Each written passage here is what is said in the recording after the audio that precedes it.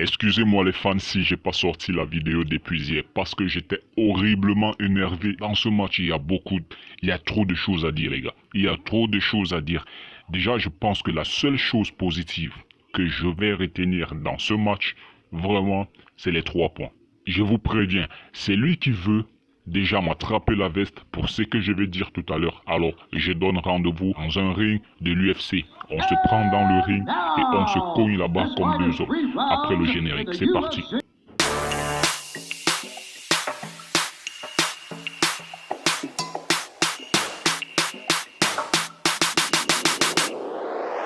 Bonjour à tous et à tous, je suis Romy de RFCB. Si t'es nouveau dans la chaîne, n'hésite pas à liker, à t'abonner, surtout active la touche de notification pour ne pas rater les prochaines vidéos.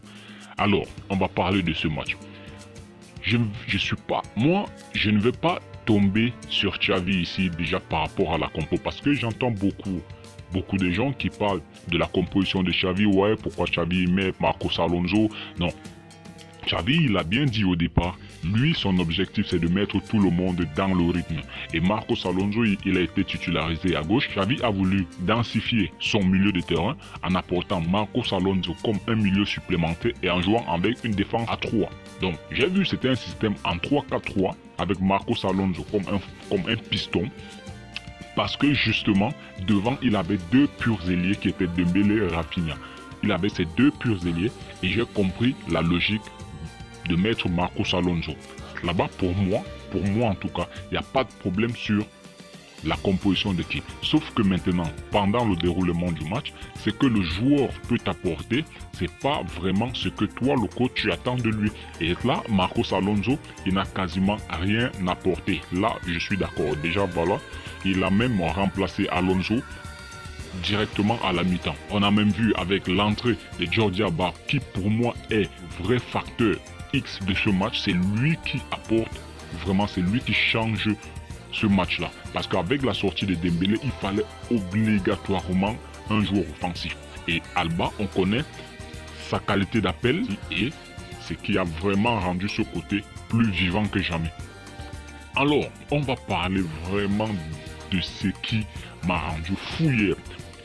Pour ceux qui viendront ici me dire « Ouais, tu le dis aujourd'hui parce que le gars il a fait un mauvais match, pourquoi tu l'as pas dit avant ?» Je vous dis, allez regarder les vidéos des youtubeurs pro Barça comme Logito, comme Massian. Lorsque la rumeur de Rafinha au Barça était là, avec Anthony qui était là également, la rumeur Anthony au Barça était là, allez rechercher les vidéos et entrez dans les commentaires, vous trouverez mes commentaires. J'étais contre l'arrivée de Rafinha au Barça parce que son profil, quand je regarde son profil, il ne m'a pas du tout inspiré. J'aime pas du tout son profil. Déjà, je ne le trouve pas d'abord hyper rapide, balle au pied, je ne le trouve pas bon en élimination en 1 contre 1. Donc moi, j'étais pas d'accord. Le joueur que je voulais au Barça, c'était Anthony. Rafinha, il est venu, on est au Barça, on est obligé de supporter tous nos joueurs. Sauf que, comment ça fait un peu trop? On n'a pas du tout donné l'espace à Ferran Torres. Ferran Torres, il est arrivé en janvier de la saison passée, je rappelle.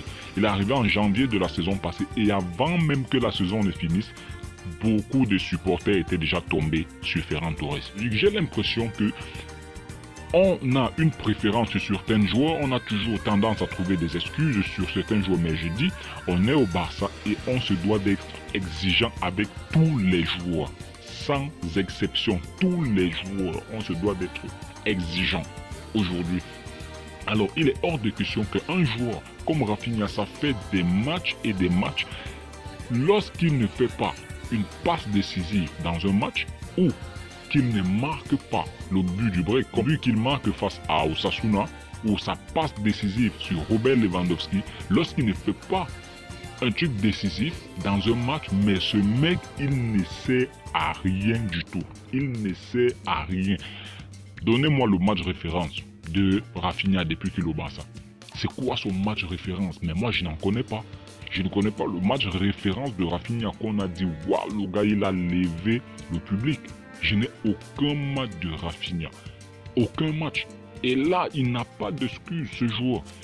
C'est incroyable. Il est nul Il n'arrive pas à faire un contre un. Je ne l'ai jamais vu Rafinha faire du 1 contre 1 et passer. Moi, je ne l'ai jamais vu. Si quelqu'un a un souvenir du 1 contre 1 de Rafinha et qu'on a dit « Waouh, le gars, il est passé », mais dites-moi, montre-moi le 1 contre 1. Genre, il est venu vraiment, il a fait un dribble, ouais, il a éliminé son joueur. Mais j'ai l'impression que ce mec, c'est pas un Brésilien. C'est pas un Brésilien. J'ai jamais vu un Brésilien au Barça aussi faible comme Rafinha. J'ai jamais vu. C'est incroyable. Dans ce match, mais c'était horrible. C'est le pire match de Rafinha. 0 dribble. Il joue en arrière, des contrôles ratés, il glisse. Ces mecs-là, franchement, je ne veux plus le voir dans le 11. Je ne veux plus le voir. Et Xavi, parlons un peu de Xavi, parce que là, il s'agit là de lui. J'ai l'impression que Xavi, il manque du caractère. On voit Arteta, on a vu Arteta à Arsenal prendre des décisions fortes dans son équipe. Avant de faire de Arsenal aujourd'hui, c'est que Arsenal devient. Il a mis Aubameyang de côté. Il a retiré le brassard sur Granit Xhaka. Il a mis sur Odegaard. Il a mis Ramsdale titulaire directement. Il a bantouché Leno. Leno qui était titulaire quand Arteta est arrivé et il a joué titulaire pendant un bon moment avec Arteta, mais il ne donnait pas le rendement qu'il fallait. Il l'a une fois retiré, il a fait jouer, il a fait confiance à Ramsdale et qui rend cette confiance aujourd'hui parfaitement à Miguel Arteta. Ramsdale aujourd'hui, c'est un gardien très bon avec Arsenal et on le voit et ça suit avec les résultats. Aujourd'hui au Barça, on a l'impression que on a peur d'écorcher certains joueurs, on a peur de ceci, de cela. Hey, on a vu des jeunes de l'équipe réserve du Barça Athletic la saison passée qui sont venus nous donner un coup de main, mais franchement ces jeunes-là n'étaient pas horribles à ce point. Je parle comme ça de Ilias Akomač. Pourquoi on ne peut pas essayer Ilias Akomač? Parce que je me dis que lorsque on va titiller des joueurs comme Rafinha, peut-être ils vont se dire tiens, là ça devient grave. Si on prend un Barça, si on prend un enfant à l'équipe réserve et qui vient me titiller à l'équipe première, franchement, là ça devient grave. Il faut vraiment que je me donne. Parce que là, il va se sentir, il n'a pas de concurrent avec la blessure d'Ousmane Dembélé et je suis très inquiet. Mais Rafinha, on a Ilias Akomač qui peut mettre de la concurrence là-bas sur ce côté droit. Parce que moi, tous les matchs de Akomač que j'ai vu la saison passée, il n'a jamais été aussi horrible que Rafinha. Il n'a jamais été aussi horrible. C'est un enfant qui a du caractère, qui n'hésite pas à aller provoquer du 1 contre 1, qui n'hésite pas à frapper. Ilias Akomač, on le connaît, ce bonhomme. C'est un très bon joueur, Ilias Akomač. Revenons sur le cas Ansu Fati. Moi, je ne vais plus entendre parler des excuses que le gars s'est blessé, machin, tout ça. Non. On a vu Dembélé s'est blessé combien de fois? Combien de fois Dembélé s'est blessé au Barça? Mais quand il revient, le gars revient en force. Je suis désolé. Ansu Fati, franchement, il a perdu de quelque chose, mais ce mec, il est devenu d'une nullité jamais vue au Barça parmi les attaquants.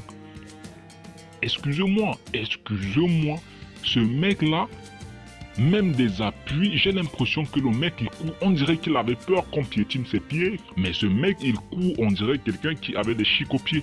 Franchement, c'est assez horrible à voir Ansu Fati. Dans un stade de football, c'est assez horrible. Il n'a pas de physique, il n'a pas de caractère, il est léger, il est comme une feuille, mais c'est incroyable. Mais je me demande pourquoi Xavi a pris le petit Angel Alarcón. Pourquoi est-ce qu'il a pris ce jeune Alarcón? C'est pour ce genre de cas. Je n'ai rien compris hier. On finit un match sans attaquant avec des milieux de terrain de partout. Mais ça c'était grave. Mais j'ai vu ça, mais j'ai failli péter un câble. Pourquoi le jeune Alarcón n'est pas mis en confiance? Pourquoi est-ce qu'on ne lui donne pas sa chance? Parce que je suis sûr que ce petit-là, il entre là, même à la 50e minute, à la place d'Ansu Fati. Ce match-là n'est pas le même match. Peut-être vous n'avez pas encore vu les matchs du petit Alarcón là. Allez-y regarder ces vidéos. Ce match n'est pas le même match. Il est plus physique aujourd'hui, plus rapide que Ansu Fati. Ça, c'est pas la blague. Je pense qu'il faut arrêter à faire des faveurs à certains joueurs, de peur de les écorcher. Il faut plutôt les booster, les faire comprendre que là, même les enfants de l'équipe B vont venir vous faire sauter. Gavi est arrivé du Barça juvénile pour faire sauter des personnes. Et aujourd'hui, le petit s'est imposé parce qu'il a faim. Parce qu'il a faim. Mais enlevez-moi Ansu Fati, enlevez-moi Rafinha du 11. S'ils n'apportent rien, franchement, au prochain match, je ne veux pas les voir. Parce qu'il faut préparer le match contre Manchester United. Et c'est pas avec Rafinha et Ansu Fati qu'on peut affronter Manchester. Je préfère aller avec des enfants comme Akomac, comme Alarcon. Et franchement, il arrive que je regrette le petit Ferran Jutgla. Jutgla, on a vu au Jutgla, avec le Barça, la saison passée, quand on voyait la qualité des appels du gars, mais il sentait le pur avant-centre. On l'a vu venir titiller Luc de Jong. Il a même mis Luc de Jong à certains matchs sur le banc de touche. Parce que le petit, il sentait le but.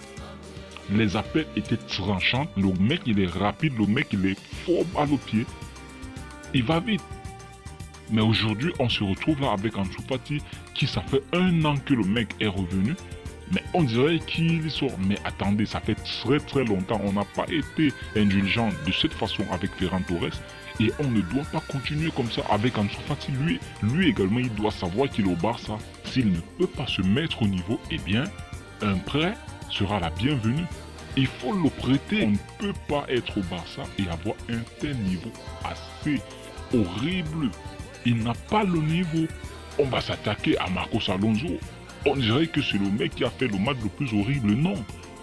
C'est juste que dans la communauté, mais il y a des gens qui ont des joueurs préférés, qui ne veulent pas trop tailler, mais ils s'en prennent à certaines personnes, juste une petite erreur, peut-être sur un truc, ou bien là, ils s'attaquent à lui. Mais les chouchous, en fait, ceux qu'on estime comme des chouchous du Barça, on ne veut pas les attaquer. Je suis désolé, il faut être neutre avec tous les joueurs du Barça. Je suis désolé, on supporte un club et non un joueur en particulier. Fati, le niveau qu'il nous affiche aujourd'hui, c'est assez inquiétant. Moi, j'ai jamais vu un attaquant aussi faible au Barça avec le niveau d'Ansu Fati qu'il nous montre aujourd'hui. C'est assez grave. D'ici la fin de saison, mais si le mec ne se ressaisit pas, qu'il ne reste pas au Barça, parce qu'on veut les titres, qu'il ne reste pas au Barça. Rafinha, lui, franchement, mais ça doit dégager. Ça doit libérer de la masse salariale. Il faut refaire cet effectif parce que le Barça est en train de se reconstruire. Et c'est pas avec des pareils joueurs sur le banc de touche. Mais on a fait partie de Memphis Depay. Je ne suis pas sûr que Memphis Depay serait aussi horrible que Ansu Fati. Je pense que la vidéo, elle est déjà assez longue parce que là, bon, comme je le disais, celui qui n'est pas content, à lui, je donne rendez-vous sur un ring de l'UFC là-bas. Allez, d'ici là, on se prend très prochainement pour une prochaine vidéo les gars. Ciao tous.